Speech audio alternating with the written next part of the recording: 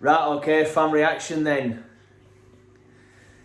Burnley 2, Brentford 1. Wow, finally we have a win in 2024. And I don't think anybody can sit there and say we didn't deserve it. I know they put the pressure on towards the end. They actually went through up front when they made that triple change. They went through up front, bought on Morpay, on Buemo, and obviously Tony was already on the pitch. And yeah, I genuinely thought we were going to crumble. But from what you've seen so far this season, I guess you can't really... You can see why I thought that at the time. But yeah, apart from that last 15 minutes when we just sat back and invited the pressure, which...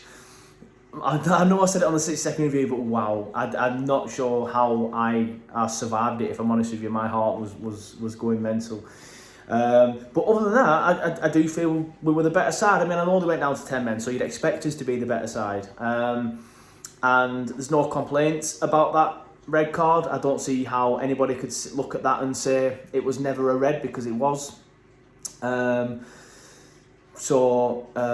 and obviously a penalty. My only gripe with it is I don't see how the referee doesn't give it originally, because I was sat in different seats again today, but I was still sat at the other end of the pitch in the James Hargreaves lower towards the opposite goal, and I could sense it. I could see that it was a pen from where I was. I even tweeted, then I say, looked a pen from here. Has anybody seen a replay?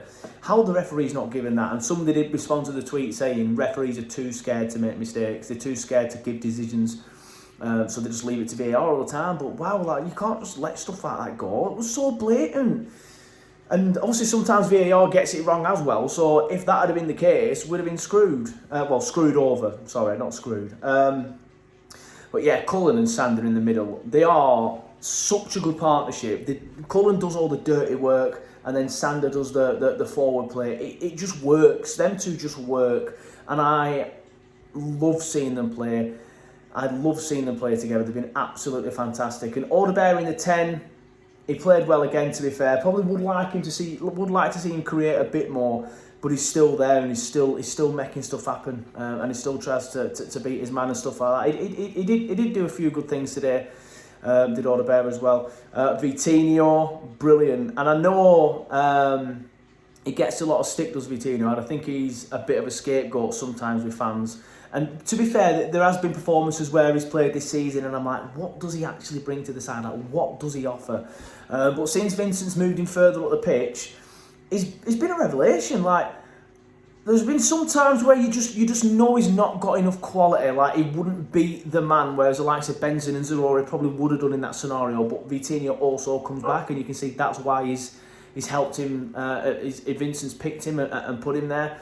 But again today, we're fantastic. And like I said, sometimes there is moments where you just think, beat the man, put a better ball in. But one thing you cannot criticise him for is his dedication. That man fights for that badge on his shirt, and I absolutely love him. He's been absolutely fantastic since moving into midfield. And yeah, some people will still say the same things, like, oh, you know, he's not got enough quality and stuff. But he was fantastic today, and would have been the man of the match if it wasn't for Arjen Etmioric. I'm annoyed and buzzing at the same time with this situation now, though, because obviously he's come in and he's been fantastic, and we've all been screaming for it for the last, 28 games, and now he's come in and we're all like, well, yes, that's obviously fantastic, and we're buzzing to see him here, but why was this not done 28 games ago, or at least 24 games ago, or even 10 games ago? But he was brilliant, and that save in the first half, that was a save. He's out really, really quick. He makes himself big. He tips it around the post. Absolutely fantastic. And it's not just that he brings, is it? He collects crosses. He has a calming presence behind his defence. And that pass, like, we saw it a few times last season towards Nathan Teller, didn't we? And that long arrow pass was back today, and it was back causing havoc. He was my man of the match. It was my man of the match. It was fantastic. Cullen played very well, though, as I've said, and Sander, Vitinho as well. Assignon, that guy, man, he's so good at going forward. Like, there was that, obviously, the Fofana miss. But I'm not going to. I don't want to be negative, so I'm not going to talk about it too much. But wow, what a miss! But Assignon were the one that put it on a plate for him, weren't they? Like, he did all that great work, put the ball in the box, beat the fullback. He's really, really good, is Assignon, and I'm a bit gutted that he probably won't be here next season, just judging from what the COO said about his deal. But he would be class next season in the Championship, because I say in the Championship, I've looked at the league table and I've started working it out in my head. I got the abacus out earlier and I'm like, hold on, if we get a result against, a draw at Chelsea maybe, and then we beat Wolves, and then we're still going to play Forest at home yet, and we're still going to play these, you never know. So who knows, probably still going to go down.